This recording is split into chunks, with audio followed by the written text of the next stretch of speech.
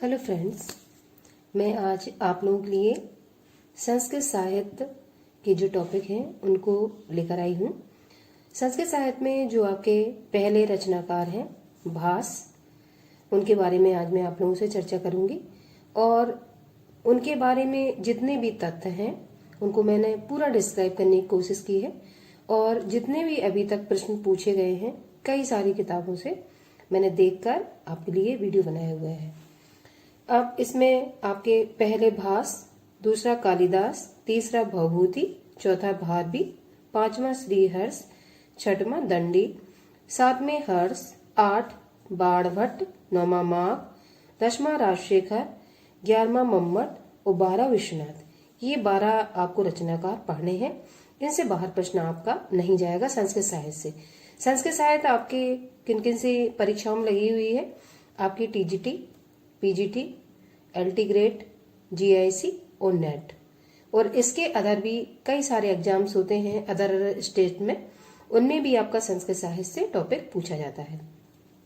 तो आइए, जो महत्वपूर्ण रचनाकार आपके भास हैं, आज मैं इनके बारे में डिस्क्राइब करके पूरी तरीके से चर्चा करूंगी और इस टॉपिक को खत्म होने के बाद कितने सारे प्रश्न अभी तक पूछे गए हैं कई सारे सनों में, उनके प्रश्नों का मैं आज व्याख्या आप लोगों को बताऊंगी। इसके बाद दूसरे राइटर आपके कालिदास होंगे, तो इसका अगला वीडियो में कालिदास पर लेकर आऊंगी। भास के जीवन चरित्र के विषय में कोई सूचना नहीं मिलती है। ऐसा माना जाता है कि एक कालिदास के पूर्ववर्ती थे। यहाँ से एक प्रश्न आपका कई बार आ चुका है। पिछली बार 2021 में जो टीजीटी का पेपर हुआ था उसमें भी आपका ये प्रश्न पूछा गया था, कालिदास के पूर्ववर्ती कौन थे? तो आप लोगों को टिक भास में लगाना था। इस सम्मान के कारण कालिदास द्वारा इन्हें नाटककार के रूप में मान्यता देते हुए मालविका अग्निमित्रम, ये भी एक नाटक का नाम है, नाटक में साधन स्मरण किया जाता है। ठीक है, ये सब आपको याद करने की जरूरत नहीं है, बट थोड़ी सी थ्योरी आप देख सकते हैं क्योंकि प्रश्न कहीं से भी आपका बन सकता है। टी गणपति शास्त्री ने भास का समय ईसा पूर्व 4th शताब्दी माना है।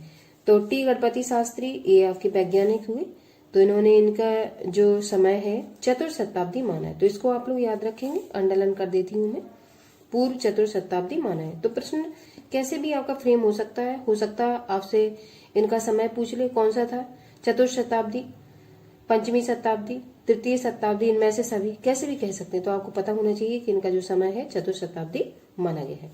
भास के कुल 13 नाटक प्राप्त होते हैं जिनके विभिन्न कथा स्रोत हैं। तो कुल नाटक की संख्या भी पूछी जा सकती है, कुल कितने नाटक है? तो 13 नाटक है। तो जब आप थ्योरी डिटेल से पढ़ेंगे तो क्वेश्चन कहीं से भी फ्रेम हो, आप आसानी से उसको टिक कर लेंगे। अगर आप ओनली वन शॉट आंसर ही देखेंगे तो मुझे नहीं लगता कि आप लोग उनके आंसर इजीली दे पाएंगे। आप जो 13 नाटक हैं उनके बारे में चर्चा करती हूँ, कौन कौन से हैं। पहला आपका जो नाटक है वो आपका है प्रतिज्ञा योगेन धारण। इसमें 4 अंक हैं, जैसा कि मैंने ये चार्ट बना के लिख दिया है। फिर दूसरा आपका है स्वप्न बासवत्तम, इसमें 6 अंक हैं। तीसरा पंचरात, इसमें 3 अंक हैं। चौथा बालचरित, इसमें 5 अंक हैं। 5वां प्रतिमा नाटक, 7 अंक हैं। 6वां अभिषेक नाटक, इसमें 6 अंक हैं। 7वां अभिमारक, इसमें 6 अंक है। और 8वां चारुदत्त, इसमें 4 अंक है। वर्ड ये कैसा है? अपूर्ण है। अब ये आपके नाटक हो गए 8। अब 5 इन्होंने एकांकी लिखी हुई है, तो आपके 8 और 5 मिला के टोटल इन्होंने 13 नाटकों की रचना की। तो मैंने अलग अलग लिख दिया, जिससे कभी प्रश्न घुमा के आते हैं तो आपको इजीली फाइंड करने में, ठीक है, आसानी होगी। अब ये आप एकांकी देख लीजिए। पहला एकांकी है इनका उरुभंग, दूसरा दूत वाक्यम, तीसरा दूत घटो कक्ष, और चौथा आपका है कर्णभार, और 5वां आपका है मध्यम व्यायोग। ठीक है, तो ये 5 आपके एकांकी हैं जिनको आप अलग से लिख लेंगे। 5 एकांकी में जैसे कि मैंने अलग लिखे हुए हैं, और नाटक आपके 8 हैं, तो नाटक आप लोग अलग लिख लेंगे। अब मैं इसकी थ्योरी की चर्चा करती हूँ, कैसे आप लोगों को ये अंदर पढ़ना है या तैयार करना है। ये मैंने जिन लोगों को डिटेल नहीं पढ़नी है, ओनली टोटल नाटक देखने, एकांकी देखने, वो लोग इतना ही देख सकते हैं। जिन लोगों को अच्छे से तैयारी करनी है एग्जाम की, तो वो डिटेल भी देखेंगे। उदयन कथा मूलक नाटक, कथा के अनुसार नाटकों का विभाजन किया गया है इनका। तो उदयन कथा मूलक नाटक में उदयन कौन है? ये उदयन ये राजकुमार है, ठीक है। तो उदयन कथामूलक नाटक के अनुसार इनके दो नाटक हैं, जिसमें स्वप्नवास वत्तम और प्रतिज्ञा युगन धारण को रखा गया है। स्वप्नवास वत्तम ये नाटक है, इसमें 6 अंक हैं, जैसे कि मैं पीछे चर्चा कर चुकी हूँ। इसमें उदयन, ठीक है, ये जो राइटर आपका है उदयन कथामूलक के अनुसार, उदयन तथा बासवत्ता ये राजकुमारी है की प्रेम कथा का वर्णन है। यह भास का सर्वश्रेष्ठ नाटक है। तो आपसे प्रश्न पूछा जा सकता है भास का सर्वश्रेष्ठ नाटक कौन सा है। 4 ऑप्शन दे देंगे आपको, उसमें से आपको सही आंसर फाइंड करना होगा। तो ये लाइन इंपॉर्टेंट है और आपके कितने इसमें अंक हैं तो इसको भी आप लोग ध्यान रखेंगे। और उदयन और वासवत्ता ये राजकुमार और राजकुमारी है, इनकी प्रेम कथा का वर्णन इसमें किया गया है। और किसका नाटक है ये पढ़ रहे हो, भास, जो प्रथम कवि आपके हैं संस्कृताचार्य। दूसरा प्रतिज्ञा युगंधरण, यह 4 अंकों का नाटक है, ये मैं पीछे ही आपको चर्चा कर चुकी हूँ। इसमें उदयन वासवत्ता के प्रेम विवाह का वर्णन है। ठीक है, तो ये अंदर सिर्फ आप पढ़ लेना, बट ये नाटक आपको याद रखने में। नीचे आपको प्रश्न बताऊं किस तरीके से अभी तक प्रश्न पूछे गए हैं। दूसरा आपका है महाभारत कथा मूलक नाटक। कुछ इन्होंने महाभारत कथा के ऊपर भी नाटक लिखे हुए, जिसमें पंचरात्रम इनका पहला नाटक है, जिसमें इस नाटक में 3 अंक हैं। यज्ञ की समाप्ति पर द्रोण द्वारा दुर्योधन से पांडवों का राज वापस करने की कथा का वर्णन है पंचरात्रम में। ठीक है, तो ये आप सिर्फ देख सकते हैं, बस ये नाटक में कितने अंक है इसको आप याद रखेंगे। दूसरा है आपका बालचरितम। इसके 5 अंकों में श्री कृष्ण के जन्म से लेकर मथुरा गमन तक की कथा का वर्णन है, तो इसको आप देख लेंगे अंदर।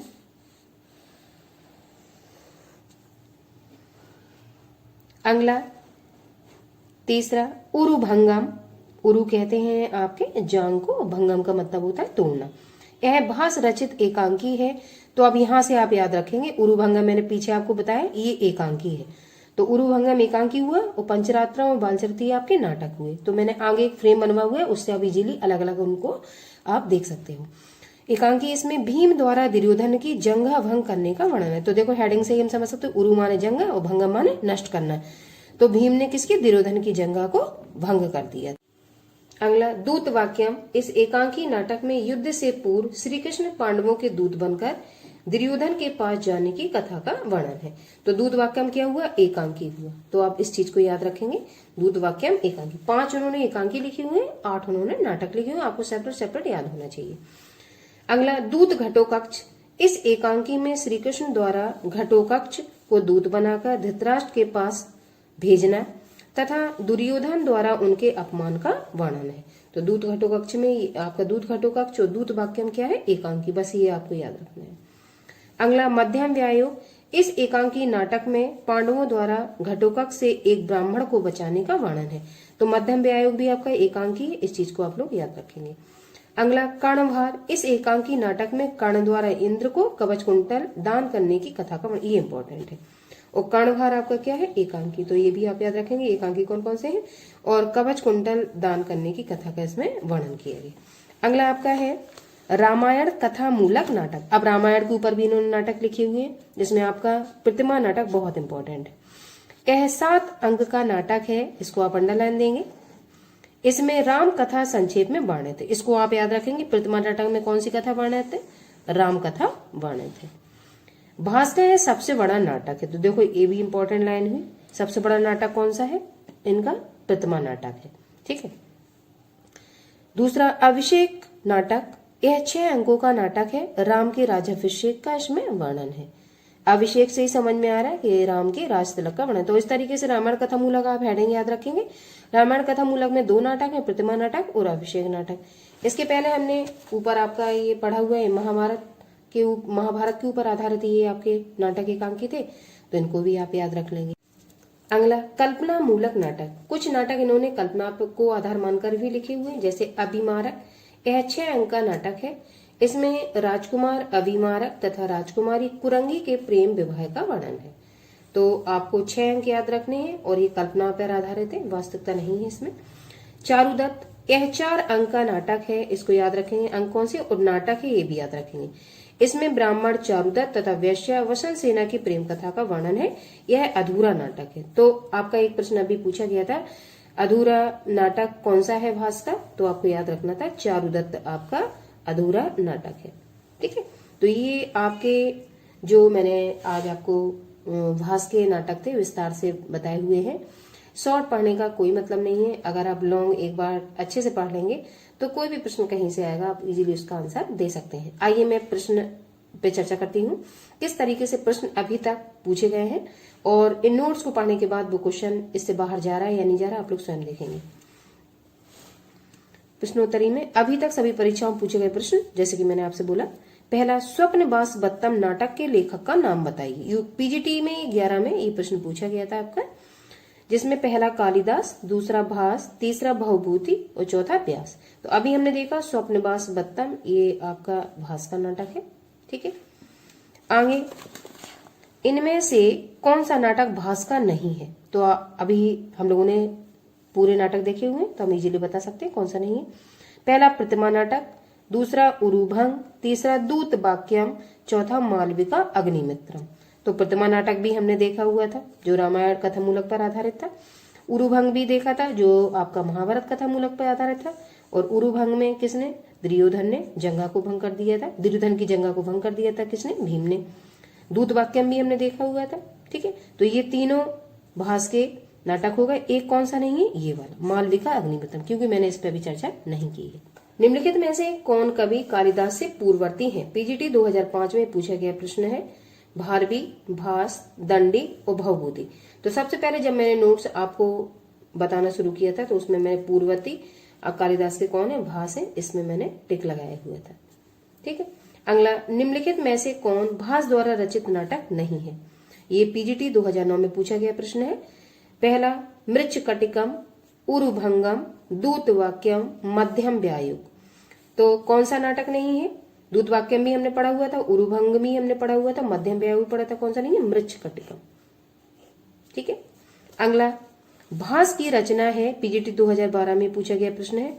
विक्रमोर्वशीयम, मृच्छकटिकम, रत्नावली और प्रतिमा नाटक।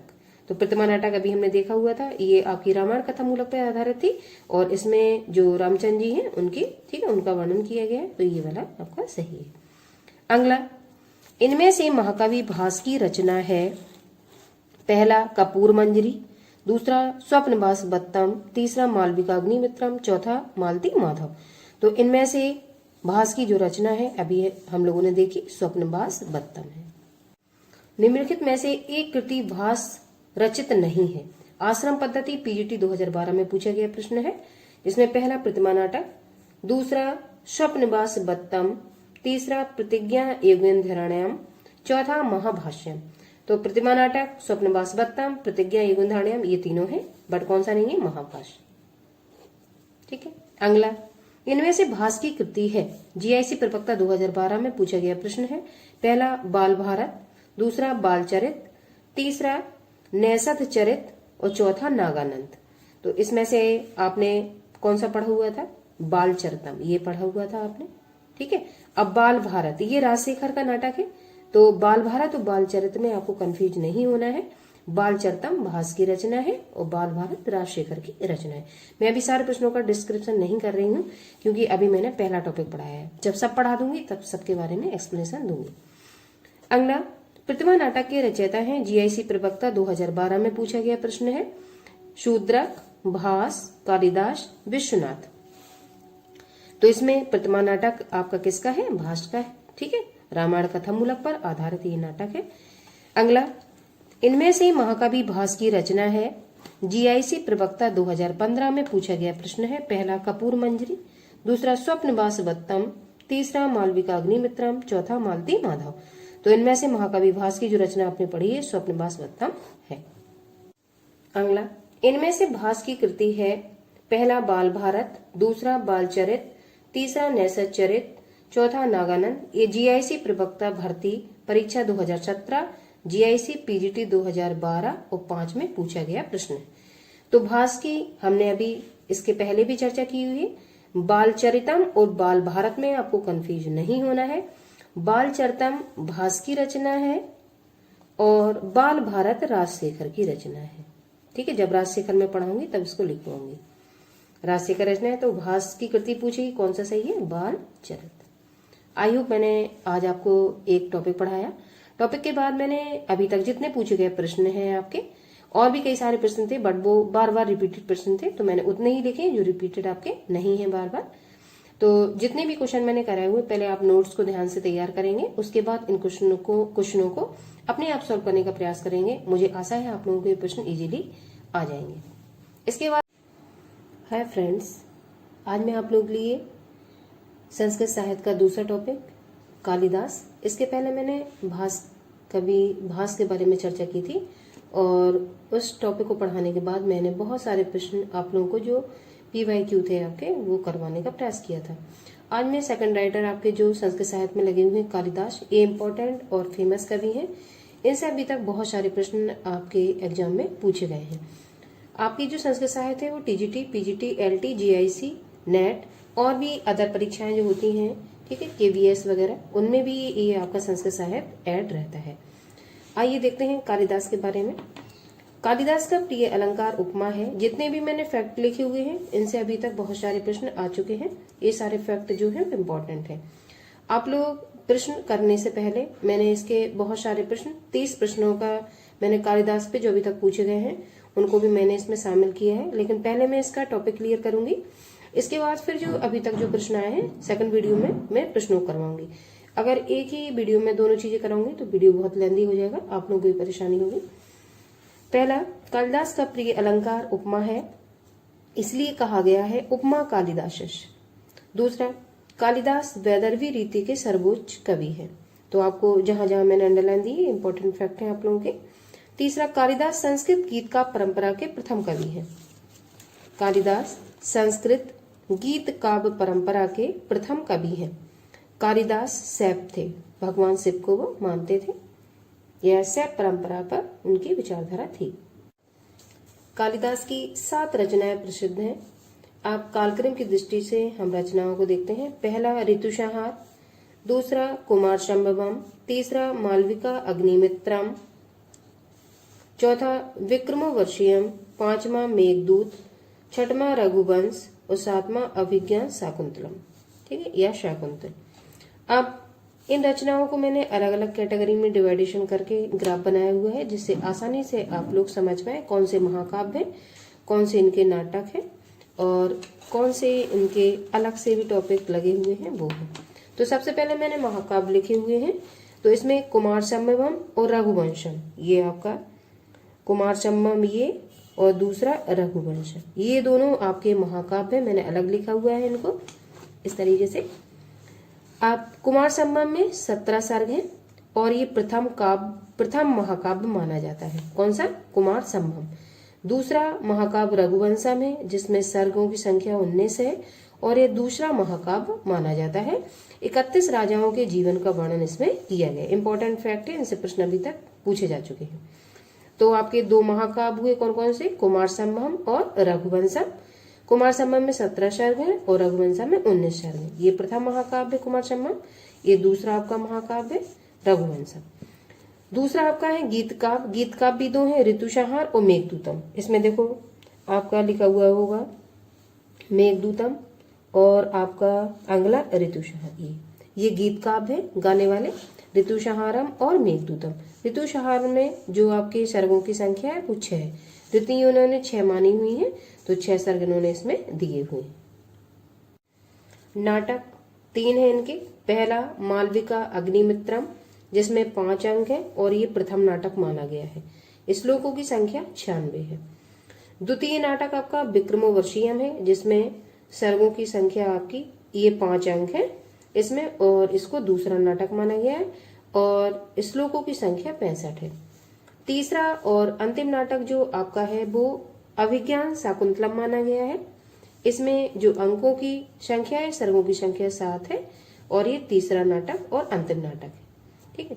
अब कई बार प्रश्न आपका पूछा जा चुका है जिसमें अभिज्ञान शाकुंतलम को कई विद्वानों ने ऐसा माना है कि ये आपका तीसरा नाटक है या इसको कई विद्वानों ने दूसरा नाटक भी माना हुआ है।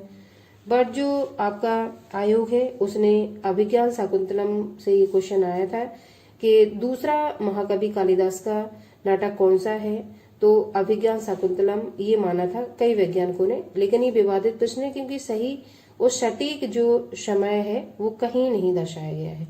तो इसको आयोग ने इसमें फॉल्स में डाल दिया था और इसमें सभी को कॉमन नंबर मिले हुए थे।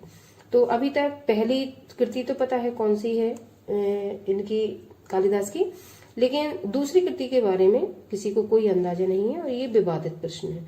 वैसे तो जो आपका कुमार संभव है उसको आपका दूसरी रचना माना जाना चाहिए, बट विवाद होने के कारण इसमें विवादित प्रश्न की श्रेणी में इसको रखा गया है और अभी तक आयोग ने इसको फॉल्स के आंसर में डाला हुआ है और सबको कॉमन नंबर यहाँ से मिला हुआ है। अभिज्ञान शाकुंतलम ये इंपॉर्टेंट नाटक है, इसलिए इसका मैंने डिस्क्रिप्शन दिया हुआ है। अभिज्ञान शाकुंतलम में 7 अंक है और ये अंतिम नाटक है। इसका उपजीप महाभारत का आदि पर्व है, ये आपको याद रखना है कि महाभारत का उपजीप ये महाभारत का आदि पर्व है। इसमें 24 प्रकार के छंदों का प्रयोग किया गया। टीजीटी 2021 में जो अभी पेपर हुआ था उसमें एक प्रश्न पूछा गया था कि अभिज्ञान शाकुंतलम में कितने छंदों का प्रयोग हुआ था, तो ये 24 छंदों का प्रयोग है, इसलिए मैंने अंडरलाइन दिया है और यहाँ पे मैंने सन में डाल दिया है। इसमें दुष्यंत और शकुंतला के प्रेम, वियोग और पुनर्मिलन की कथा का वर्णन है। ठीक है, ये नाटक है। अगला, कालिदास के महाकाव्य जो है वो 2 है, कुमार संभव और रघुवंशम, जैसे कि पीछे मैंने चर्चा की है आपसे। कुमार संभव में 17 सर्ग है और ये प्रथम महाकाव्य माना गया है। शिव, पार्वती तथा कार्तिकेय के उत्पन्न होने की जो कथा का वर्णन है वो है, शिव पार्वती के विवाह का वर्णन इसमें किया गया है। रघुवंशम ये दूसरा महाकाव्य है, इसमें सर्गों की संख्या 19 है। इस महाकाव्य में 1569 श्लोक हैं। इसका नायक रघु है तथा रामकथा 10वें से 15वें सर्ग तक है। अगले जो गीत काव्य हैं, जैसे कि हम पीछे चर्चा कर चुके हैं, गाए जाते हैं। ऋतुसंहारम में 6 सर्ग हैं, ऋतुएं 6 बताई हैं कालिदास ने और 197 श्लोक है और प्रथम रचना इसको माना जाता है। तो इसको आप याद रखेंगे कि कालिदास की जो प्रथम रचना है वो कौन सी है, ऋतुसंहारम। दूसरा, मेघदूतम, इसका उपजीव ग्रंथ वाल्मीकि रामायण है। अब पीछे हमने उपजीव जो ग्रंथ देखा हुआ था वो किसके ऊपर देखा था, वो आपका महाभारत पे थे।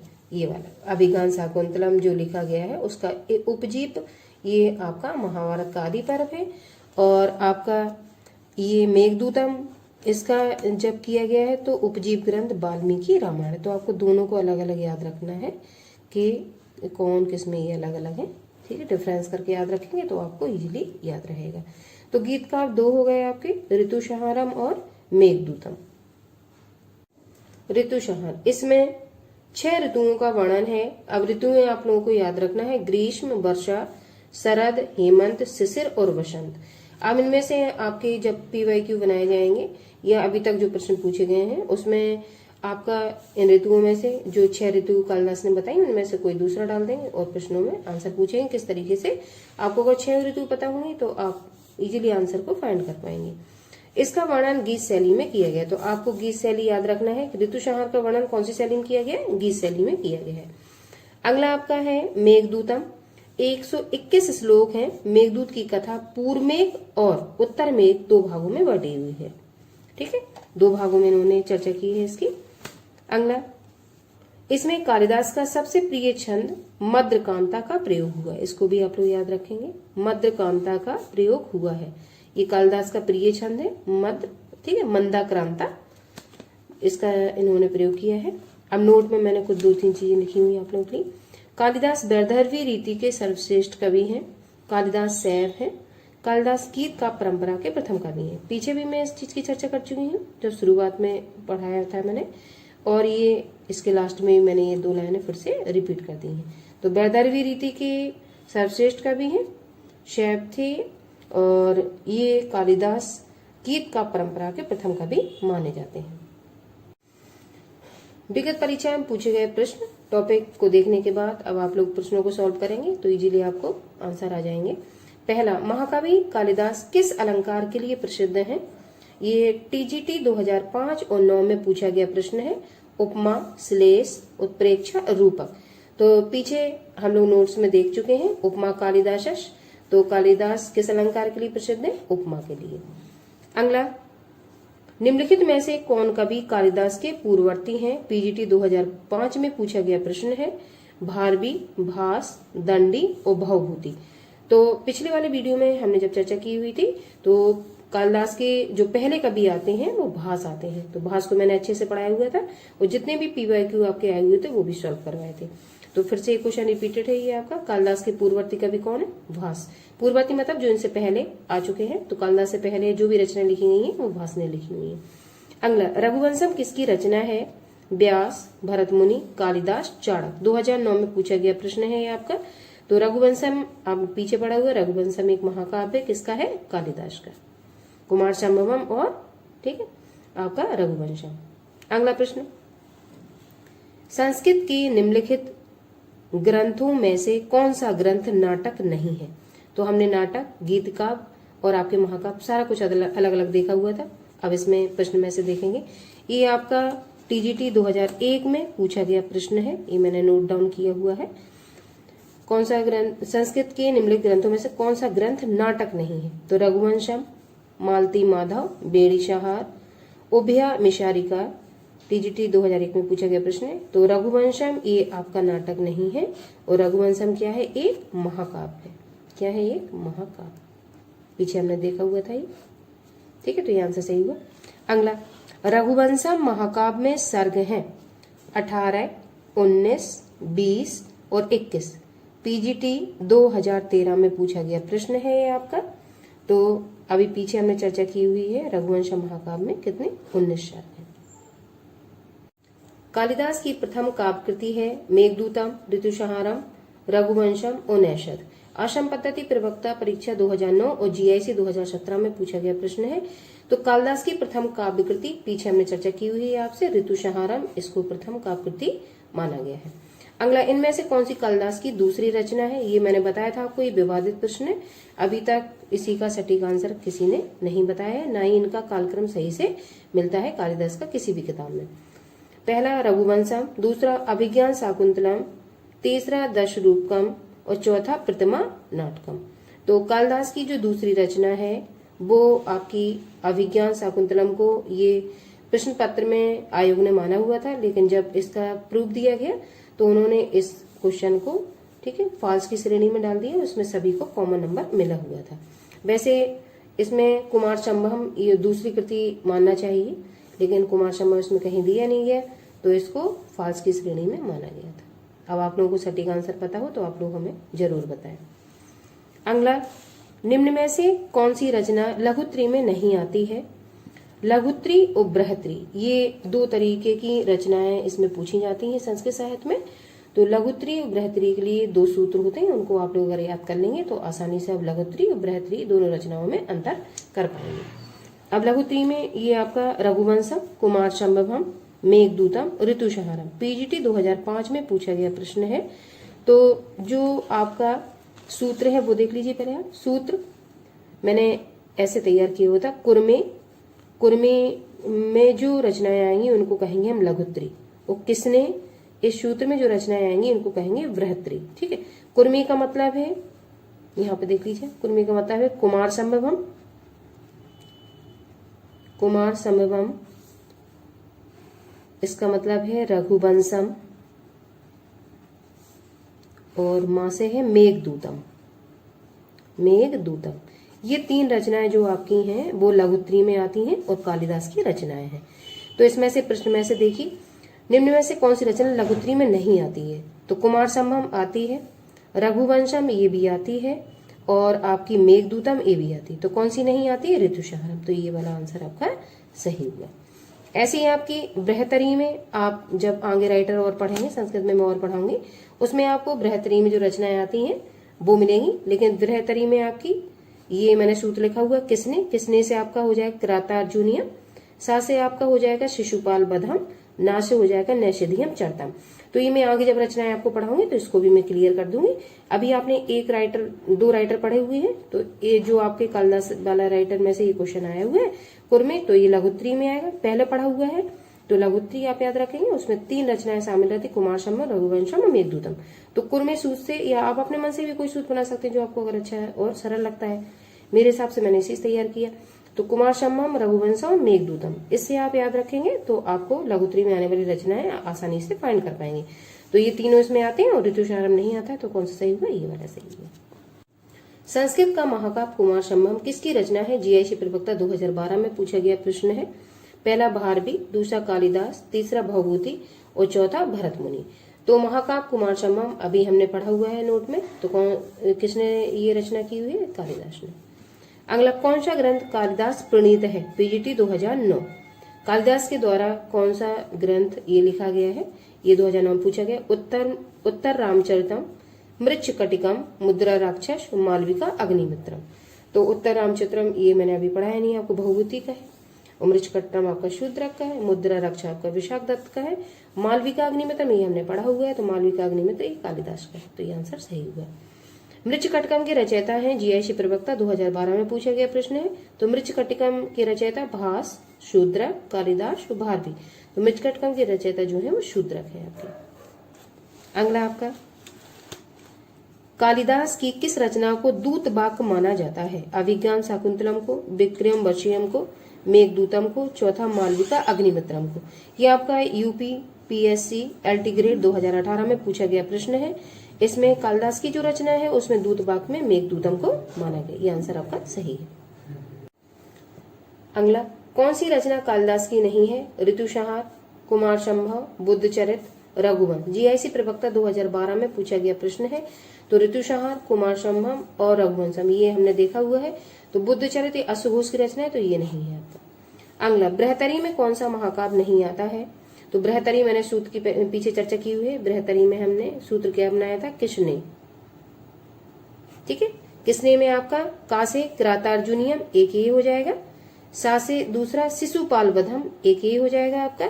और ना से आपका नैसिधियम चरतम ये हो जाएगा।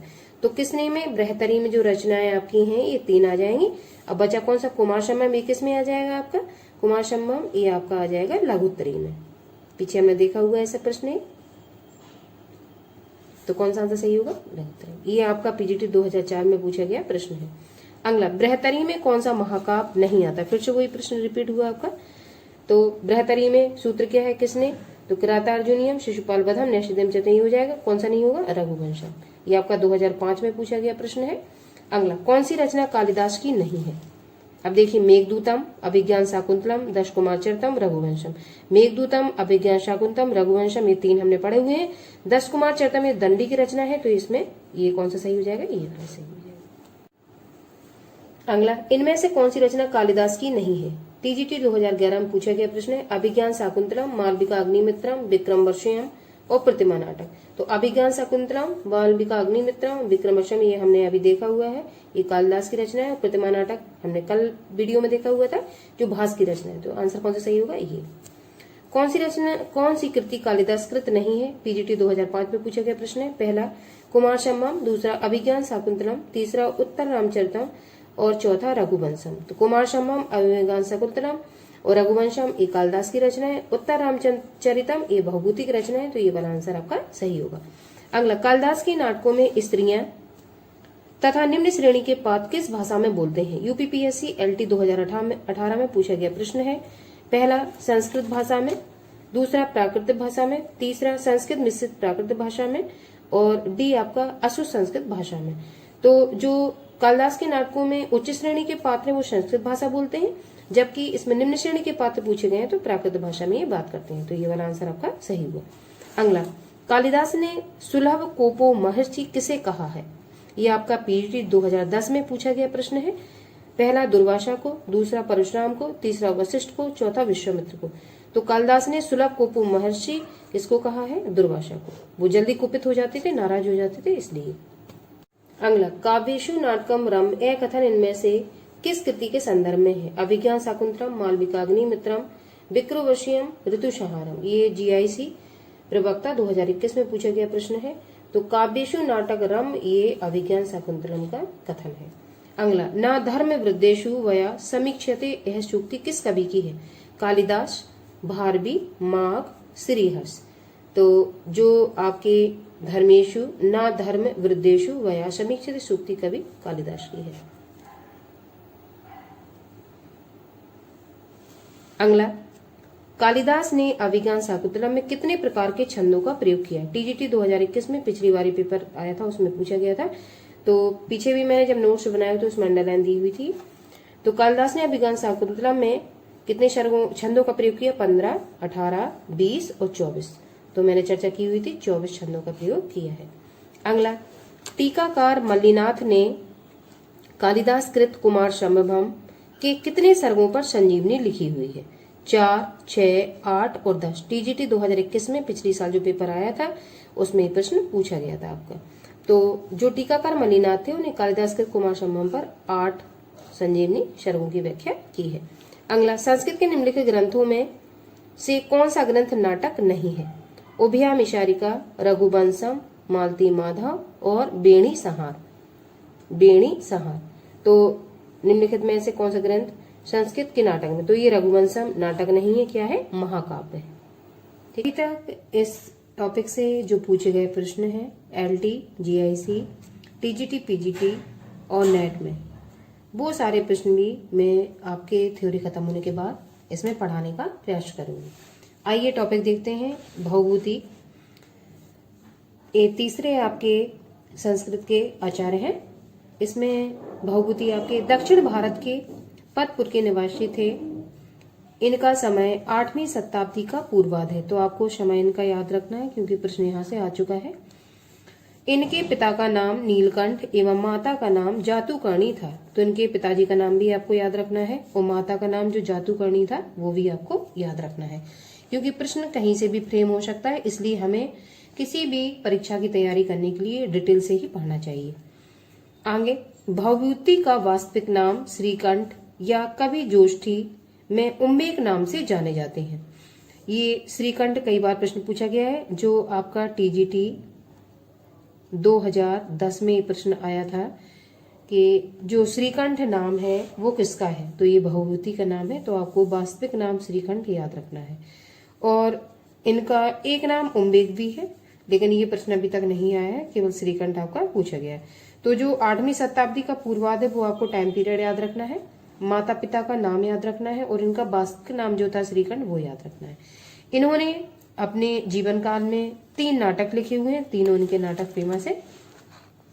3 नाटक इनके, पहला मालती माधव, दूसरा महावीर चरित और तीसरा उत्तर रामचरित। ये 3 इन्होंने नाटक लिखे हुए हैं और तीनों इनके इम्पोर्टेंट हैं।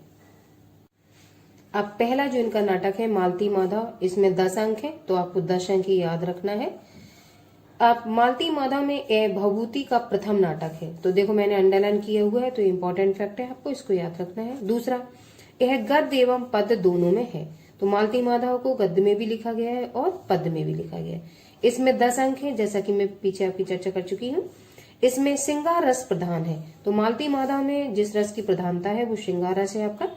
इसमें मालती माधव तथा मकरंद एवं मदंतिका के प्रणय तथा परिणय की कथा का वर्णन है। इसमें मालती माधव, ये नाम ऊपर लिखा हुआ है जिसके नाम पर ये नाटक बना हुआ है, वो नायक और नायिका मालती माधव है। तो इनके जो विवाह हुआ है, ठीक है, उसका वर्णन इसमें है। यह नाटक गौड़ी रीति में लिखा गया है। तो ये नाटक जो लिखा गया उसकी रीति क्या है? गौड़ी है। रस कौन सा है? श्रृंगार रस है। और अंक कितने हैं? 10 अंक के। नाटक ये किस पोजीशन पे? पृथक नाटक पे। तो ये आपको फैक्ट याद रखने हैं। आगे आप प्रश्न देखोगे, जितना मैंने ये नोट डाउन करवाया है इसके बाहर नहीं जाएगा, इसके अंदर ही रहेगा। दूसरा नाटक जो है आपका वो महावीर चरितम है। इसमें 7 अंक है, तो ये 7 अंक आपको याद रखने हैं। आगे 7 अंकों का भवभूति का सर्वश्रेष्ठ नाटक है। इसमें रामायण की उत्तर कांड की कथा वर्णित है। तो रामायण की जो लास्ट की कथा है वो इसमें वर्णन किया गया है। यह नाटक वीर रस प्रधान है। तो आपको वीर रस याद रखना है। पहले वाले जो आपके नाटक का नाम मैंने बताया है मालती माधव, इसमें श्रृंगार रस का वर्णन किया। निश्चित बात है, जब नायक नायिका के प्रेम संबंधों का वर्णन होता है तो उसमें श्रृंगार रस की प्रधानता होती है। अब महावीर चरित, अब देखो महावीर, तो देखो नाम से ही आपको पता चल रहा है कि जो महावीर हैं, वीर हैं, तो निश्चित बात है उसमें वीर रस की प्रधानता। इस तरीके से ट्रिक को आप लगा के इनके जो रस होंगे उनको याद रख सकते हैं। तो महावीर से आप रखेंगे, इसमें वीर रस की प्रधानता है। अगला, इस नाटक में राम के विवाह से लेकर राम के राज्य अभिषेक तक रामायण की कथा वर्णित है। मतलब टोटल जो कथा का वर्णन है महावीर चरितम में किया गया है। यह नाटक गौड़ी रीति में लिखा गया है। तो महावीर चरितम और आपका जो मालती माधव 2 नाटक मैंने बताए हैं, दोनों ही गौड़ी रीति में लिखे गए हैं। मालती माधव में श्रृंगार रस की प्रधानता है और आपका जो दूसरा नाटक महावीर चरितम उसमें वीर रस की प्रधानता है। पहले में 10 अंक है और दूसरे में आपके 7 अंक है। अब तीसरा नाटक उत्तर रामचरितम, इसमें 7 अंक है, दूसरे वाले में भी 7 अंक है, तीसरे वाले में भी 7 अंक। इसमें रामायण की उत्तर कथा वर्णित है। ए भभूति का अंतिम सर्वोत्कृष्ट नाटक है। इसकी कथा वाल्मीकि रामायण के उत्तरकांड की कथा पर आश्रित है। आगे तीनों नाटकों में भभूति ने अपने आप को पद वाक् प्रमाणम कहा है। इसको याद रखेंगे, ये प्रश्न पूछा गया है कि तीनों नाटकों में भभूति ने अपने आप को क्या कहा है, पद वाक् प्रमाणम। इस नाटक के तृतीय अंक का प्रारंभ कर्णो रसाशय होता है। इसको भी याद रखेंगे, ये भी प्रश्न आपका आ चुका है। कर्णो रसाशय होता है। तृतीय अंक का संबंध पंचवटी से है। ये भी प्रश्न आपका पूछा गया, इंपॉर्टेंट है। मैं जो इंपॉर्टेंट प्रश्न को अंडरलाइन दे रही हूँ। पंचवटी से है। तृतीय अंक का संबंध किससे है, पंचवटी से है। अब नोट में मैंने कुछ फैक्ट लिखे हुए हैं आप लोग जो इंपॉर्टेंट है आपके। भभूति करुण रस के सर्वश्रेष्ठ कवि हैं, तो भभूति को करुण रस के नाम से जाना जाता है। भभूति गौड़ीय रीति के सर्वश्रेष्ठ कवि हैं, तो गौड़ीय रीति पर प्रकाश डाला हुआ है। मालती माधव से भभूति ने अपना वंश परिचय दिया है। मालती माधव से भभूति ने अपने किसका परिचय दिया, वंश परिचय दिया। तो प्रश्न यहाँ से आपका बन सकता है। जबकि महावीर चरितम में विस्तृत परिचय दिया है। इन फैक्टों को आप लोग याद रखेंगे, यहाँ से प्रश्न आपके आ सकते हैं।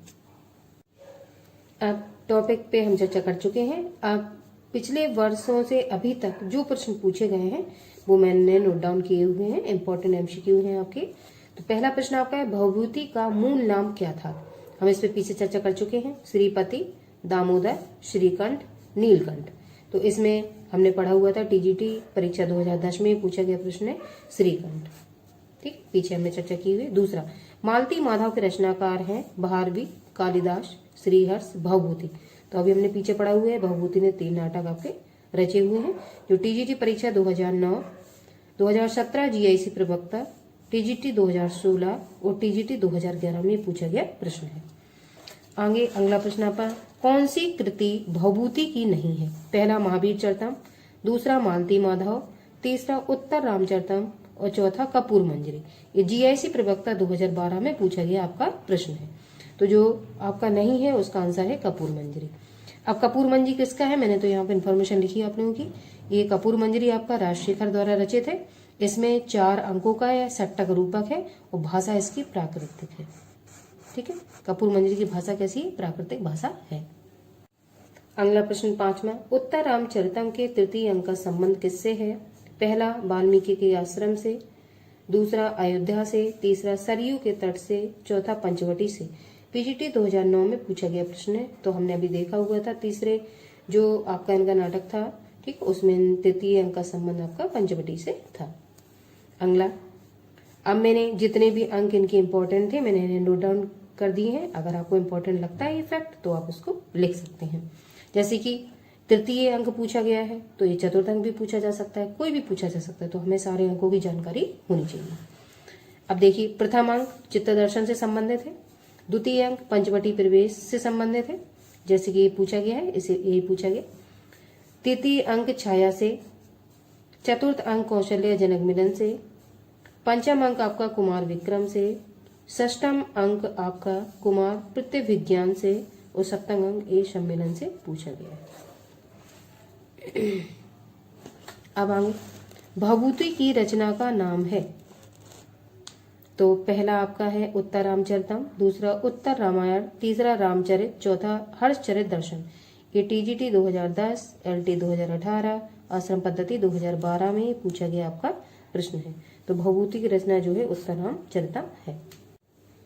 7वां, संस्कृत किस कवि ने एको रसा करुण एव कहकर करुण रस को रसराज घोषित किया है। पहला कालिदास, दूसरा भभूति, तीसरा माघ, चौथा भास।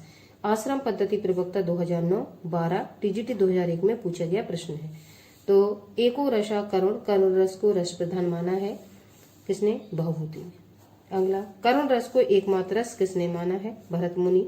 भभूति, मम्मट, आचार्य विश्वनाथ। 2018 एलटी में पूछा गया प्रश्न है, तो ये भभूति ने माना है। अगला, करुण के रस राजस का प्रतिष्ठापक ग्रंथ है। पहला किरातार्जुनीयम, दूसरा मेघदूतम, तीसरा उत्तर रामचरितम, चौथा कुमार संभवम। तो किराता अर्जुनियम ये आपका भारवी का है, मेघदूतम उपमा संभवम ये आपका कालिदास का है। तो बचा हुआ जो आपका उत्तरामचरितम है इसी में करुण रस का, ठीक है, रस का जो भी कन्वर्ष्टि गणना है उसी में की गई है और जो आपके भभूति राइटर हैं उन्होंने की है। इस तरीके से आंसर सही हुआ। अगला, उत्तरामचरितम का प्रधान रस क्या है? करुण, श्रृंगार, वीर और शांत। तो करुण रस उत्तरामचरितम का प्रधान रस होगा, ये सही है। श्रृंगार रस किसका होगा? मालती माधव वाले नाटक का। और वीर रस होगा महावीर चंद्रतम का। और शांत रस किसी में प्रयोग नहीं हुआ क्योंकि इन्होंने 3 नाटकों की ही रचना की हुई। हाय फ्रेंड्स, मैं आज आप लोगों के लिए संस्कृत साहित्य के जो चौथे आपके राइटर हैं भारवी, उनका वीडियो लेकर आई हूँ। अभी तक जो इम्पोर्टेंट प्रश्न इस टॉपिक से पूछे गए हैं या इम्पोर्टेंट जो थ्योरी है वो मैं आज आप लोगों को बताऊंगी। इनका समय किसका? भारवी का। चौथे राइटर है, इसके पहले मैं 3 वीडियो आप लोगों को पढ़ा चुकी हूँ, ये चौथा है। इनका समय 560 ईस्वी से 660 ईस्वी लगभग माना जाता है। तो टाइम पीरियड याद रखना है क्योंकि यहाँ से एक प्रश्न आपका आ चुका है। आगे, ये दक्षिण भारत के निवासी थे। इनके पिता का नाम श्रीधर, पिता का नाम याद रखना है। या कुछ इतिहासकार नारायण स्वामी को इनका पिता बताते हैं। इनकी माता का नाम सुशीला, ये भी प्रश्न आपका पूछा जा चुका है। भारवी इनकी कवि उपाधि थी। ये सह भक्त थे, भगवान शिव को ये मानते थे। पत्नी रसिकवती, पत्नी का नाम याद रखोगे। और वास्तविक नाम इनका दामोदर था, इसको भी आप याद रखोगे। भारवी इनको एक उपाधि दी गई थी, इसलिए उस उपाधि से ये फेमस हो गए थे। श्लोक सहसा विदित न क्रिया, ये इंपॉर्टेंट है, मैंने अंडरलाइन दी हुई से। भारवी अर्थ गौरवम के लिए जाने जाते हैं, यहाँ से भी एक प्रश्न आपका आ चुका है। ये संस्कृत में अलंकृत शैली के जन्मदाता हैं। प्रमुख ग्रंथ इनका है किराता अर्जुनियम, 18 सर्ग हैं इसमें। महाकाव्य है ये। यह बृहत्री का प्रथम ग्रंथ माना जाता है। मैं लघुत्री और बृहत्री जो पिछली वीडियो में आपको बता चुकी हूँ, लघुत्री में कौन कौन से आपके महाकाव्य आते हैं और बृहत्री में कौन कौन से महाकाव्य आते हैं। तो ये किराता अर्जुनियम आपका बृहत्री में आने वाला प्रथम महाकाव्य है। यह बृहत्री का प्रथम ग्रंथ है। इसमें मैंने 2 ट्रैक आपको बताई थी, कुरमे और किशने। इसमें लघुत्री के ग्रंथ आते हैं, इसमें बृहत्री के ग्रंथ आते हैं। महाकाव्य कुरमे, कुमार संभवम, रघुवंशम, मेघदूतम, 3 ये आपके लघुत्री में आएंगे। किसने से? किराता अर्जुनियम प्रथम ही, सा से शिशुपाल विधम और ना से नैषधियम चरतम, ये 3 आपके बृहत्री में आने वाले ग्रंथ हैं। इनसे बहुत सारे प्रश्न आपके हर बार परीक्षा में पूछे जाते हैं। रस वीर रस है इसमें किराता अर्जुनियम में। रीति वैदर्भी रीति है। इसका उपजीव महाभारत का वन पर्व है। इसमें 1040 श्लोक हैं। इस ग्रंथ में शिव को प्रसन्न करके अर्जुन द्वारा पाशुपत अस्त्र प्राप्त करने का वर्णन है। आगे, किराता अर्जुनियम में सर्ग का प्रारंभ श्री शब्द से तथा सर्गांत, सर्ग का अंत लक्ष्मी शब्द से होता है। मैंने 2 जगह अंडरलाइन दी हुई, ये दोनों इंपॉर्टेंट आपके क्वेश्चन आ चुके हैं। आगे, इस काव्य का नायक अर्जुन है।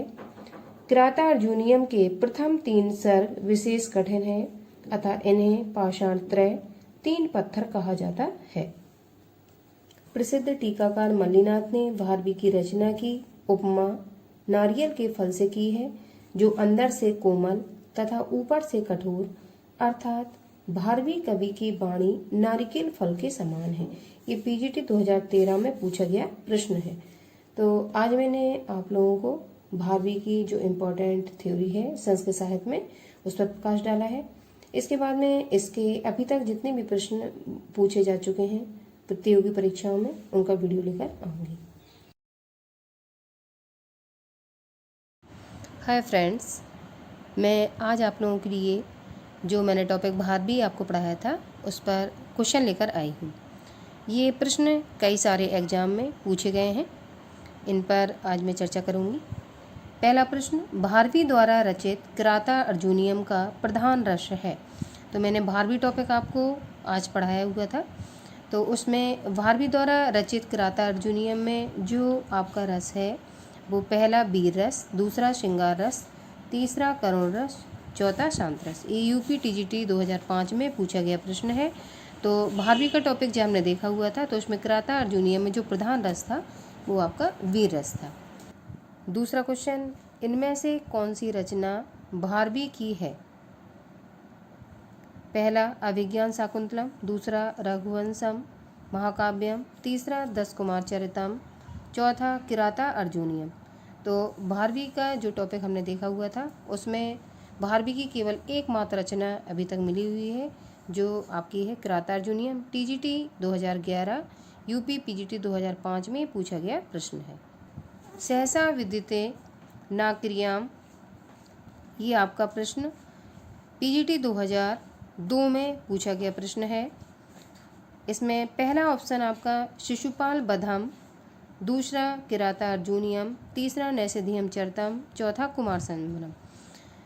तो ये आपका आज मैंने टॉपिक जो पढ़ाया हुआ था सहसा विदिते न क्रिया, ये मैंने आप लोगों को भारवी में किराता अर्जुनीयम जो आपका महाकाव्य है इसमें मैंने आप लोगों को पढ़ाया हुआ था। सूची 1 से सूची 2 का मिलान करना है। दिए गए आपके प्रश्न में पहला जो आपका है कालिदास, दूसरा भवभूति, और जो तीसरा आपका है दंडी, चौथा बाणभट्ट और पांचवा श्रीहर्ष। इनके सामने ये रचनाएं दी गई हैं। रचनाओं में किस कवि के आगे कौन सी रचना है जिसकी इन्होंने रचना की हुई है वो आपको इसमें से सही आंसर छांटना है। तो आप लोगों को मैं पढ़ा चुकी हूँ, कालिदास में करवा चुकी हूँ, भवभूति करवा चुकी हूँ मैं आप लोगों को, ठीक है। तो कालिदास का जो ग्रंथ है वो आपका ऋतुसंहारम है, आप लोगों ने पढ़ा हुआ था। तो ए का पहला हुआ आपका। दूसरा भवभूति, भवभूति का जो आपका महाकाव्य है ये उत्तरामचरितम है। दंडी की रचना दस कुमार चरितम है। बाणभट्ट की कादम्बरी है और जो श्रीहर्ष है उनकी नैषधीयम चरितम है। इस तरीके से ये आपका कूट वाला प्रश्न हुआ और कूट में आप लोगों का नीचे आंसर दिया गया है A B C D E. इसमें आपका ए का ए, बी का 4 और सी का दूसरा, डी का 5वां, ई का तीसरा और फिर सी के नीचे बी में आपका इस तरीके से प्रश्न लिखा हुआ है। तो अभी हमने ऊपर देखा कालिदास की जो रचना है ऋतुसंहारम है। तो ये 2 ऑप्शन इसमें दिए गए हैं। तो ए और सी जो आपका ऑप्शन है वो सही नहीं है। किस तरीके से? इसमें पहले का जो आंसर है वो ए है, तो इस तरीके से ये दूसरा नहीं होगा और ये चौथा नहीं होगा। अब 2 ऑप्शन बचे हैं, एलिमिनेटेड मेथड से हम इनको सही आंसर तक पहुंचा सकते हैं। तो पहले वाले में दूसरा देखिए किस तरीके से आपका प्रश्न पूछा गया है। दंडी की रचना दस कुमार चरितम है, तो दस कुमार चरितम सी का दूसरा आंसर है। तो सी का आंसर कौन सा है? ये दूसरा। तो देखिए अब सी वाले आंसर में तीसरा सही है, तो इसका मतलब है ए सी वाला गलत है और दूसरा वाला आपका सही है। तो इस हिसाब से जो आपका आंसर हुआ वो आपका ये पहला वाला आंसर सही है। अगला प्रश्न, बृहत्तरी में कौन सा महाकाव्य नहीं आता है? ये यूपी पीजीटी 2004 में आपका पूछा गया प्रश्न है, जिसमें बृहत्तरी में जो सूत्र था मैंने आप लोगों को बताया हुआ था और लघुत्तरी में जो आपका सूत्र आता है वो भी मैंने आपको बताया हुआ था किस तरीके से आप रचनाओं को याद रख सकते हैं। तो बृहत्तरी में आपका जो मैंने सूत्र बताया था वो मैंने आपको बताया था किसने। आप किसने से हम सही आंसर तक पहुंच सकते हैं, जैसे ये मैंने लिखा किसने। अब इसमें रचनाएं देखते वक्त का से किराता अर्जुनीयम हो गया, सा से आपका शिशुपाल बधम हो गया ये वाला, और ना से आपका नैषधीयम चरितम हो गया। तो प्रश्न में आपसे पूछा जा रहा है बृहत्तरी में कौन सा महाकाव्य नहीं आता है? तो ये पहला आता है, दूसरा आता है, तीसरा आता है, कौन सा नहीं आता है? कुमार संभवम। कुमार संभवम क्यों नहीं आता है? क्योंकि कुमार संभवम में एक महाकाव्य है और किस में आएगा? ये आपका कुरमे में आता है। कुरमे मतलब लघुत्तरी वाले जो ग्रंथ आपके हैं वो उसमें ये शामिल रहता है। तो जो 3 आपके ग्रंथ बताए गए हैं वो आपके कैसे ग्रंथ हैं? ये आपके बृहत्तरी में शामिल हैं। तो बृहत्तरी में ये नहीं आता है, तो कौन सा आंसर आपका सही हुआ? आपका कुमार संभवम सही हुआ। अगला प्रश्न आप लोगों का, ये भी फर्स्ट सूची से सेकंड सूची का आपको मिलान करना है। जिसमें आपका पहला राइटर दिया गया है कालिदास, दूसरा भवभूति, तीसरा दंडी, चौथा श्रीहर्ष। नीचे आपके कूट वाला प्रश्न दिया गया है। आगे सारे जो आपके संस्कृताचार्य हैं उनके आगे रचनाएं दी गई हैं। तो कालिदास का जो ग्रंथ है वो आप लोगों को पता होगा कौन सा है, क्योंकि मैं कालिदास आप लोगों को पढ़ा चुकी हूँ। भवभूति का कौन सा है, दंडी का कौन सा है, और श्रीहर्ष का आपका कौन सा है। तो कालिदास की जो रचना है, तो कालिदास की जो रचना मालविका अग्निमित्रम है, और दंडी का 10 कुमार चरितम है, भवभूति का आपका मालती माधव है, और श्रीहर्ष का आपका नैषधीयम चरितम है। इस तरीके से कालिदास का आ का कौन सा आंसर होगा आपका, आ का होगा आपका चौथा आंसर। तो हम चौथे आंसर तक पहुंचेंगे, किस तरीके से सही होगा। चौथा आंसर किस में दी, आ का चौथा। तो आ का चौथे में सिर्फ तीसरा वाला सी आपका सही है, बाकी के आपके सारे गलत हुए हैं। तो चौथे वाले में सी आपका सही, तो ये वाला आंसर आपका सही हो। इस तरीके से हम इसको फाइंड कर सकते हैं। ये आपका यूपी पीजीटी 2004 में पूछा गया प्रश्न है। अगला प्रश्न आप लोगों का, निम्नलिखित में से कौन सी रचना लघुत्री में नहीं आती है। तो लघुत्री उभयतरी, जैसे कि अभी मैंने चर्चा की हुई थी आप लोगों से, तो जो आपकी लघुत्री में रचना नहीं आएगी तो फिर से हम देख लेंगे इसको। ये आपका कुरमे में कुमार संभवम, फिर आपका रघुवंशम और मेघदूतम, ये तीन आपके जो ऑप्शन दिए गए हैं ये आपके लघुत्री में आएंगे। ऋतुसंहारम जो आपका है वो आपका लघुत्री में नहीं आएगा। तो इस तरीके से जो हमारा आंसर सही राइट आंसर होगा वो आपका ऋतुसंहारम होगा। भारवी की माता का नाम क्या था, ये वीडियो मैंने आज ही आप लोगों को पढ़ाया हुआ था। तो भारवी के माता का नाम, पहला सुशीला, दूसरा गीता, तीसरा सुनीता, चौथा मीता। यूपी पीजीटी 2011 में पूछा गया ये आपका प्रश्न है। तो भारवी की जो माता का नाम आपका था, तो मैंने ये थ्योरी जब आपको पढ़ाई थी तो मैंने बताया हुआ था कि भारवी की माता का नाम सुशीला था। अगला, भारवी द्वारा रचित किराता अर्जुनियम का प्रधान रस कौन सा है। तो रस पे मैंने चर्चा की हुई थी आप लोगों की। तो भारवी द्वारा रचित किराता अर्जुनियम का पहला वीर रस, दूसरा श्रृंगार रस, तीसरा करुण रस, चौथा शांत रस। तो किराता अर्जुनियम का जो प्रधान रस है वो आपका वीर रस है, ये आंसर आपका सही है। किराता अर्जुनियम के प्रत्यक्षर का अंतिम पद है। पीजीटी 2002 में, 2002 और 2000 में ये पूछा गया आपका प्रश्न है, जिसमें पहला आंसर है लक्ष्मी, दूसरा विभु, तीसरा शिव और चौथा श्री।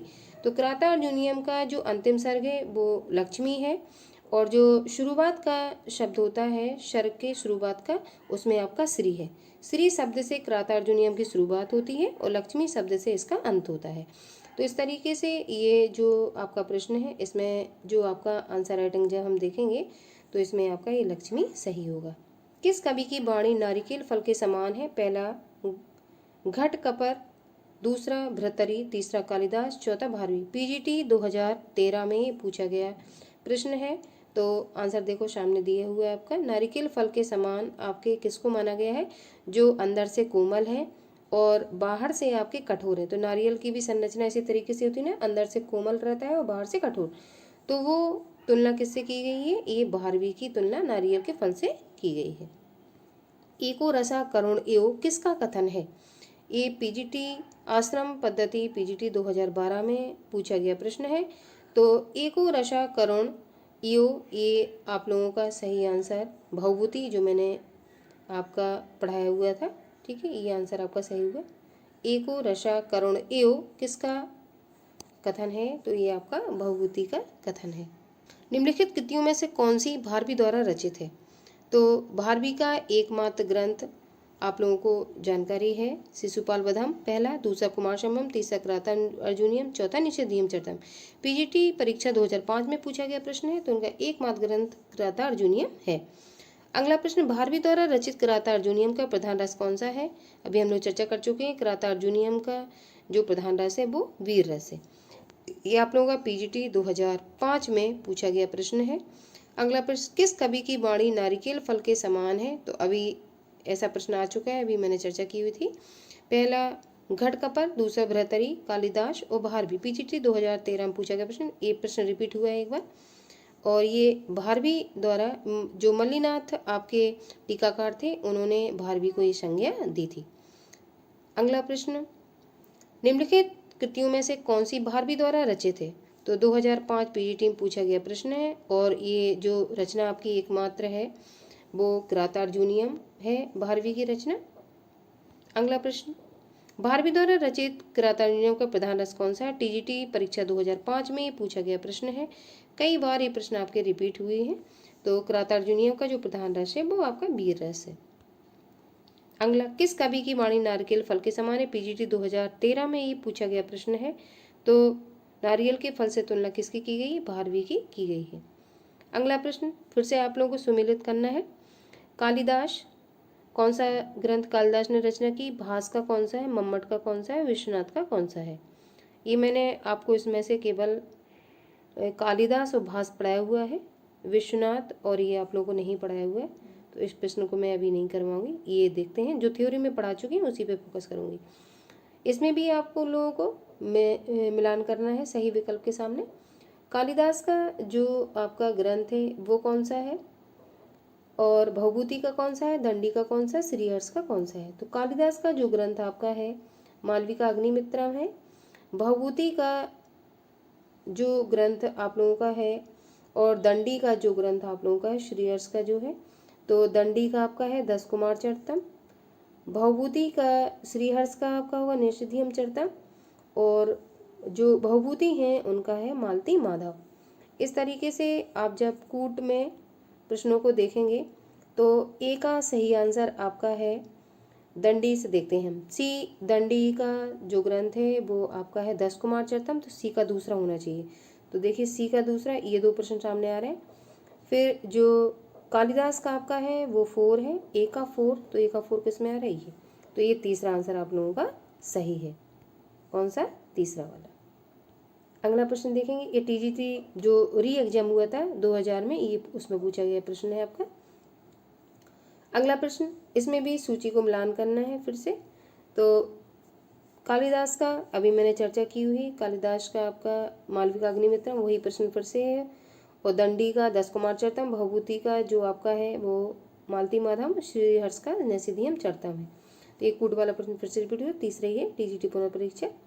इस तरीके से मैंने आज आप लोगों को 15 प्रश्न कराने की कोशिश की है। मैं पहली बार इस तरीके से पढ़ाने का प्रयास कर रही हूँ, और जो थोड़ी बहुत भी आप लोगों को मिस्टेक लगती है उसमें मैं सुधार करने का प्रयास करूँगी। ये इंपॉर्टेंट प्रश्न आपके अभी तक टीजीटी पीजीटी परीक्षा में पूछे गए रिपीटेड प्रश्न हैं। तो अगर आप थ्योरी इनकी अच्छे से तैयार कर लेते हैं तो क्वेश्चन आंसर आप आसानी से कर लेते हैं, और संस्कृत साहित्य अच्छी स्कोरिंग करने में पेपर में हेल्प करता है। अगर ये थोड़ा कठिन भी होता है, अगर ये अच्छे से बच्चे तैयार कर लेते हैं तो इनसे प्रश्न पेपर में बाहर नहीं जाता है आप लोगों का। संस्कृत साहित्य का आज मैं आप लोगों के लिए नया टॉपिक लेकर आई हूँ, जिसमें 5वें आपके जो संस्कृताचार्य हैं वो दंडी हैं। ये दंडी आपके LTGIC प्रवक्ता, टीजीटी पीजीटी नेट सभी और अन्य परीक्षाओं में ये पूछे जाते हैं आपके। दंडी का जो समय था वो 600 ईसा पूर्व के लगभग माना जाता है। पिता इनके वीरदत्त थे, माता का नाम गौरी था। तो आपको सन इनका याद रखना है कितना है, वो माता पिता का नाम भी आप लोग याद रखेंगे। अब दंडी अलंकारवादी आचार्य हैं। दंडिना पद लालित्यम, ये इंपॉर्टेंट है, ये पूछा जाता है, इंपॉर्टेंट लिख लीजिए आप लोग। पद लालित्यम, दंडी का पदलालित गौरव का विषय है। आचार्य दंडी ने अवंती सुंदरी कथा ग्रंथ में अपना परिचय दिया है। तो अवंती सुंदरी कथा आप याद रखेंगे। एक कांची के राजा नरसिंह वर्मा के आश्रित थे। आप प्रमुख ग्रंथ देखेंगे हम कौन कौन से इनके इंपॉर्टेंट है। ये पहला इनका है 10 कुमार चरितम, ये बहुत इंपॉर्टेंट है। दूसरा है काव्यदर्श, तीसरा अवंती सुंदरी कथा, चौथा द्विसंधान काव्य, पांचवा छंदो विचित, और छठवां आपका कला परिचित। ये आपके 10 कुमार चरितम इंपॉर्टेंट है, काव्यदर्श ये इंपॉर्टेंट है आपका, और कला परिचित ये भी पूछा गया है। ये इनके 6 ग्रंथ हैं जिनको आप लोगों को याद रखना है। 10 कुमार चरितम यह एक काव्य शास्त्रीय ग्रंथ है। इसमें 8 उच्छ्वास है। इसमें 10 राजकुमारों का रोमांच वर्णन है। इस पर गुणा की व्रत कथा का प्रभाव है। दंडी के विषय में प्रसिद्ध है त्रयोदंडी, प्रभृतांत, त्रिशु, लोकेशु, विश्रुता। ये प्रश्न पूछा गया है, इंपॉर्टेंट है, इसलिए मैंने इसको डाला हुआ है। तो जितने मैंने फैक्ट लिखे हुए हैं उनको आपको याद रखना है। 10 कुमार चरितम कैसा ग्रंथ है? काव्य शास्त्रीय ग्रंथ। तो ये प्रश्न आपसे पूछा जा सकता है। इस पर गुणा की व्रत कथा का प्रभाव है, तो इसको भी आप लोग याद रखेंगे। और ये जो मैंने आपको इनकी संस्कृत में लाइन बताई, इसको भी आप लोग याद रखेंगे। अगला काव्यदर्श, दूसरा ग्रंथ इनका। काव्यदर्श यह अलंकार शास्त्र की रचना है। यह दंडी का काव्य शास्त्रीय ग्रंथ है। इसमें 4 परिच्छेद हैं। नोट में मैंने कुछ लिखा हुआ है। दंडी वैदर्भी शैली के कवि हैं, तो इसको आप याद रखेंगे। ये प्रश्न आपका इम्पोर्टेंट है। हाय फ्रेंड्स, मैंने कल जो वीडियो दंडी जो संस्कृत साहित्य आपका है, उसके जो राइटर हैं दंडी, उनके बारे में वीडियो डाला हुआ था। आज मैं दंडी के ऊपर आज तक जो भी प्रश्न आपके कॉम्पिटिटिव एग्जाम में पूछे गए हैं उनका वीडियो लेकर आई हूँ। आइए सबसे पहला प्रश्न देखते हैं। संस्कृत काव्य में पद लालित्यम के लिए किसकी प्रसिद्धि सर्वाधिक है? पहला कालिदास, दूसरा माघ, तीसरा भारवी और चौथा आपका है दंडी। तो मैंने जो आपको वीडियो में दंडी के बारे में पढ़ाया हुआ था, उसमें पद लालित्यम के लिए दंडी जाने जाते हैं। और ये टीजीटी की जो परीक्षा हुई थी 2000 में, उसमें ये पूछा गया आप लोगों का प्रश्न है। तो सही आंसर आपका होगा दंडी। अगला प्रश्न आपका है सेकंड। काव्यदर्श किसकी रचना है?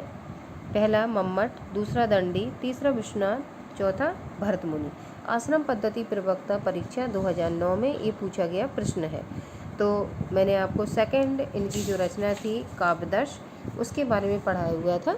और काव्यदर्श ये आपका जो इनका ग्रंथ है वो एक काव्यशास्त्रीय ग्रंथ है। और मैंने इसमें आपको बताया था इसमें 4 परिच्छेद हैं आपके।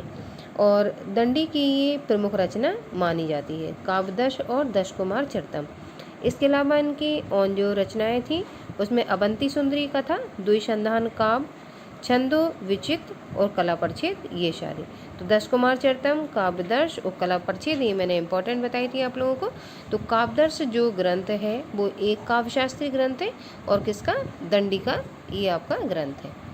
अगला प्रश्न, दशकुमार चरितम के लेखक का नाम बताइए। तो दशकुमार चरित जो आपका ग्रंथ है वो दंडी की रचना है। और पीजीटी परीक्षा 2011 में ये पूछा गया प्रश्न है। अगला, इनमें से कौन सी रचना दंडी की नहीं है? ये प्रश्न गलत पूछा गया था, पीजीटी 2011 में ये प्रश्न आया था। इसमें क्वेश्चन में होना चाहिए था इनमें से कौन सी रचना दंडी की है।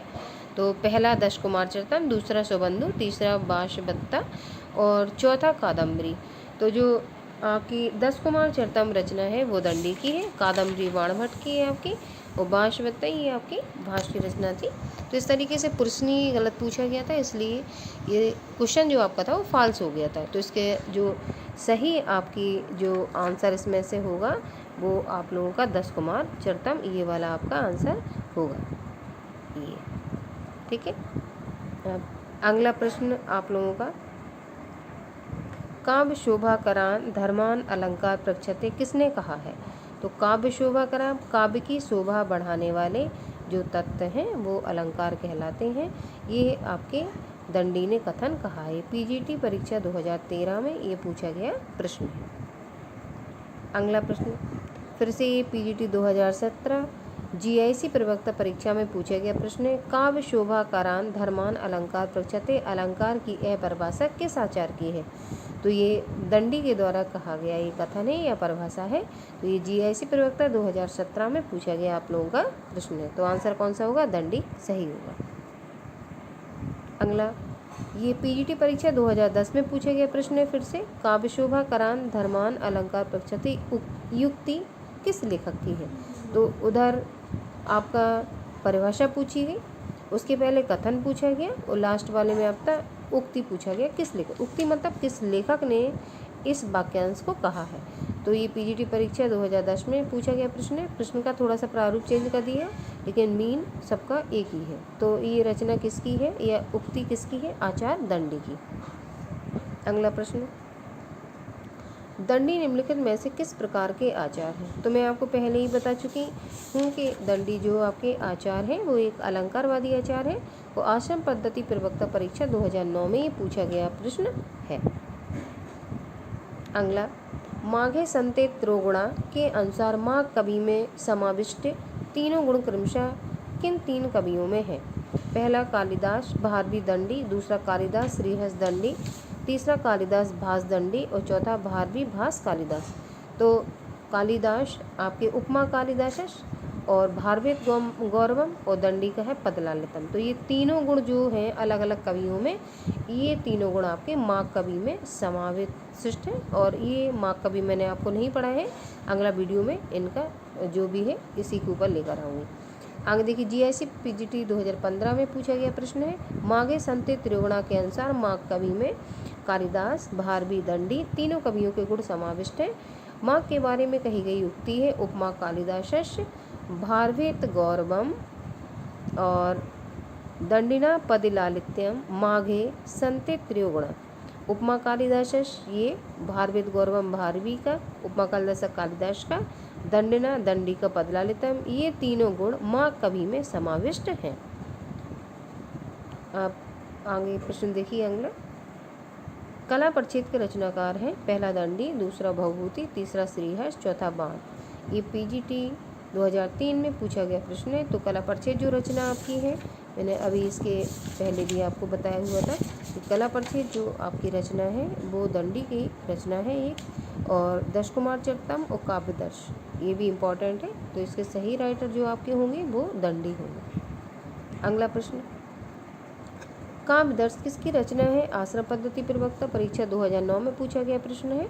तो काव्यदर्श मैं पहले ही आपको बता चुकी हूँ, काव्यदर्श आपकी दंडी की रचना है।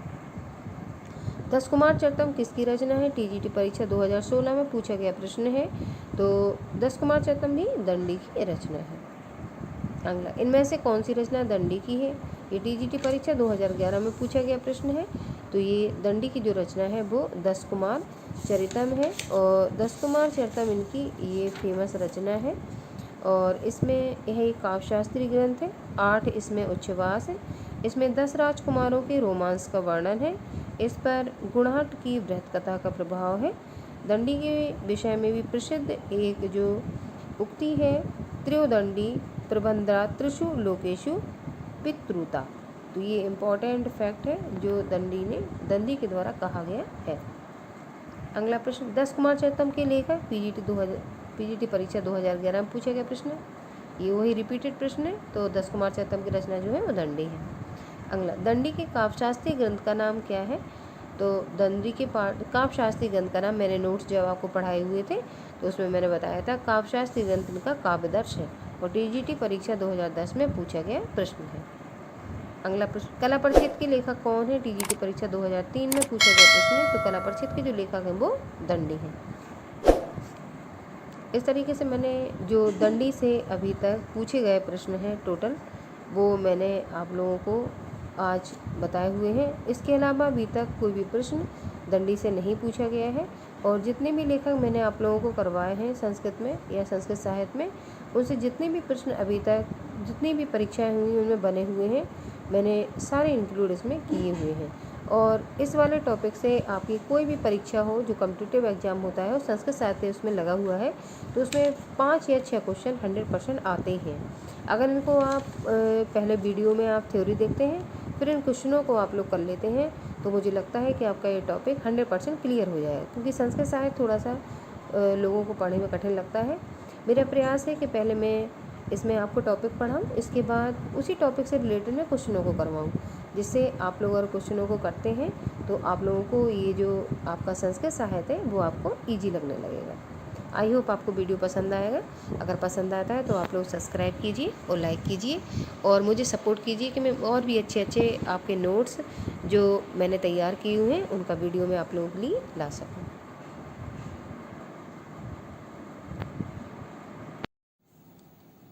हाय फ्रेंड्स, मैं आज आप लोगों के लिए संस्कृत साहित्य में अगले जो आपके संस्कृताचार्य हैं उनका वीडियो लेकर आई हूँ। इसमें अगले जो छठ में आपके संस्कृताचार्य हैं वो श्रीहर्ष हैं। इनका समय 12वीं शताब्दी माना जाता है, और इनके बारे में ये देखते हैं। यह बृहत्तरी का सर्वोत्कृष्ट ग्रंथ माना जाता है। इसमें नल दमयंती प्रणय से लेकर परिणय तक का वर्णन है। बृहत्तरी और लघुत्तरी मैं पहले भी आपसे चर्चा कर चुकी हूँ। बृहत्तरी में ग्रंथ जो लिए जाते हैं वो अलग हैं, लघुत्री में जो ग्रंथ लिए जाते हैं वो अलग हैं। बृहत्तरी में मैंने सूत्र आपको बताया था किसने, किरातार्जुनीयम, शिशुपाल वधम और नाशे नैषधियम चरतम, ये आपके बृहत्तरी में आएगा। तो श्रीहर्ष का जो ग्रंथ है वो नैषधियम चरतम है, इसलिए बृहत्तरी का तीसरा रत्न माना जाता है। आगे नल दमयंती, नल नायक है और दमयंती नायिका है। प्रणयमता प्रेम संबंधों से लेकर विवाह बंधन तक बनने की कथा का वर्णन किया गया है। श्रीहर्ष का समय 12वीं शताब्दी का उत्तरार्ध माना जाता है। पिता हीर तथा माता मामल्ल देवी थी। अगला प्रमुख रचना नैषधियम चरतम, और इसमें ये 22 सर्गों में बटा हुआ है। इसमें श्लोक 2830 श्लोक हैं। इसका अंगी रस जो है वो श्रृंगार रस है और जो रीति है वो वैदर्भी रीति है। इसका उपजीव महाभारत का वन पर्व है। यह विद्वानों के लिए औसत माना जाता है। यह काव्य ग्रंथ काशी में रचा गया था। अब इसमें जो जो इम्पोर्टेंट फैक्ट है उसके नीचे मैंने अंडरलाइन दी है। एक प्रश्न आपका पूछा जाता है कि विद्वानों के लिए औसत कौन सा ग्रंथ माना जाता है, तो आपको नैषधियम चरतम में निशान लगाना है। इनकी माता और पिता से भी प्रश्न एक बार पूछा जा चुका है, और नैषधियम चरतम में कितने सर्ग हैं इससे भी प्रश्न आ चुका है, और बृहत्तरी का तीसरा ग्रंथ कौन सा माना जाता है इस पे भी प्रश्न आ चुका है। श्रीहर्ष ने स्वयं को अमृत रूपी चंद्रमा कहा है। नैषध बृहत्तरी का तीसरा ग्रंथ है जिसपे मैं चर्चा आप लोगों की कर चुकी हूँ। इसे भी आप लोग अंडरलाइन देंगे क्योंकि यहाँ से प्रश्न हमेशा आता है और ये आपका इम्पोर्टेंट फैक्ट है। नैषध में 19 छंदों का प्रयोग किया गया है। श्रीहर्ष शैव थे, मतलब भगवान शिव को ये मानते थे। नैषधीय चरतम के सर्गांत श्लोकों में भी श्रीहर्ष की निम्न रचनाओं का उल्लेख है। स्थायी विचार प्रकरण, श्री विजय प्रस्तुति, नव साह संचरित, ये चंपू काव्य और जीआईसी प्रवक्ता 2015 में ये प्रश्न पूछा जा चुका है। तो इस तरीके से इम्पोर्टेंट प्रश्न हुआ। खंडन खंड काव्य अंगला, अर्णव वर्णन अंगला, छिद्र प्रस्तुति अंगला, शिव शक्ति सिद्धि और गौंडो वीर स्कुल प्रस्तुति। इस तरीके से ये नैषधियम चरतम में जो श्लोक आते हैं उसके अंतर्गत कई सारी रचनाओं का उल्लेख किया गया है और इनसे प्रश्न भी कई बार पूछे जा चुके हैं। इस दृष्टि से ये आपका इम्पोर्टेंट फैक्ट हुआ। अगले हर्ष, अगले विद्वान है राजा हर्ष या हर्षवर्धन। आपको श्रीहर्ष और हर्ष में डिफरेंस याद रखना है। इसी के पहले जस्ट पहले मैंने आपको श्रीहर्ष पढ़ाया, उसके जस्ट बाद में हर्ष पढ़ा रही हूँ, इसलिए कि आप दोनों में जो डिफरेंस है उसको आपस में रिलेट कर पाए और रचनाओं में आप गलत निशान न लगाएं। हर्ष, राजा हर्षवर्धन का समय 7वीं शताब्दी ईस्वी का पूर्वार्ध है। इन्होंने 3 नाटक लिखे हैं। पहला प्रियदर्श का, दूसरा रत्नावली, तीसरा नागानंद। प्रियदर्श का यह 4 अंकों वाली एक नाटिका है। रत्नावली यह 4 अंकों की एक नाटिका है। नागानंद यह 5 अंकों का नाटक है। तो इस तरीके से राजा हर्षवर्धन या हर्ष ने आपकी 2 नाटिकाएं लिखी हैं और एक नाटक लिखा है, और कितने कितने दोनों में तीनों में अंक दिए गए हैं उसको भी मैंने आप लोगों को बताया है। और इनका समय इंपॉर्टेंट है। श्रीहर्ष का समय 7वीं शताब्दी ईस्वी का पूर्वार्ध माना जाता है। और जो आगे मैंने आपको श्रीहर्ष पढ़ाया है उनकी रचनाएं अलग है, जिसमें नैषधियम चरतम उनका प्रमुख महाकाव्य है। अगला बाणभट्ट, 8वें आपके संस्कृताचार्य हैं। कादम्बरी की कथा एक जन्म से संबद्ध न होकर चंद्रपीड़ नायक तथा पुंडरीक उसका मित्र की 3 जन्मों से संबंध रखती है। इसलिए आलोचकों ने एक स्वर में कहा है, बाणोच चिप्ट जगत सर्वम। आगे बाणभट्ट सम्राट हर्ष के सभा पंडित थे। बाणभट्ट के प्रमुख 2 ग्रंथ हैं। पीजीटी 2005 में प्रश्न पूछा जा चुका है। पहला हर्षचरित, ये बाणभट्ट की प्रथम रचना है, और कादम्बरी ये बाणभट्ट की अंतिम रचना है। इसको आप लोग याद रखेंगे। और इनके समय के बारे में कोई जानकारी प्राप्त नहीं होती है।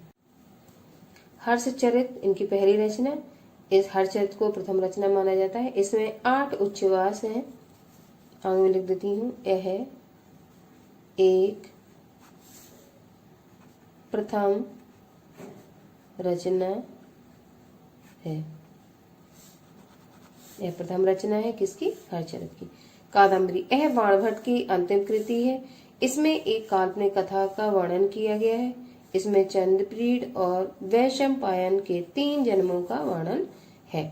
इस तरीके से मैंने आपको 3 संस्कृताचार आज बताए हैं। इसके आगे आपके 4 संस्कृताचार और रह गए हैं, वो लास्ट वीडियो होगा संस्कृत साहित्य का, उस पर मैं अगला वीडियो लेकर आऊंगी। आपकी संस्कृत साहित्य फिनिश हो जाएगी और इतने राइटरों से बाहर जो आपके कोर्स में लगे हुए हैं प्रश्न नहीं जाएगा। टीजीटी पीजीटी हो, केवीएस हो, डीएसएसबी हो आपकी, या एमर्स का जो अभी विज्ञापन आने वाला है वो हो आपका, या आपका एलटी ग्रेड हो, किसी में भी इससे बाहर सिलेबस नहीं जाता है। हाय फ्रेंड्स, आज मैं संस्कृत साहित्य में अगले जो आपके संस्कृताचार हैं राजशेखर, उनका वीडियो लेकर आई हूँ। राजशेखर का जो समय है वो 10वीं शताब्दी है और इनके पिता का नाम दुद्रुप था तथा माता शीलवती थी और पत्नी अवंती सुंदरी, ठीक है, ये उनकी पत्नी का नाम था। अब संस्कृत साहित्य आपका बहुत सारी जो प्रतियोगी परीक्षाएं हैं आपकी LT, GIC, TGT, PGT, DSSB, NBS, KBS और भी अन्य सारी परीक्षाओं में संस्कृत साहित्य जिन विद्यार्थियों का लगा हुआ है वो इससे हेल्प ले सकते हैं वीडियो से। अब राजशेखर के बारे में आइए इनकी जो रचना है उनके बारे में चर्चा करते हैं।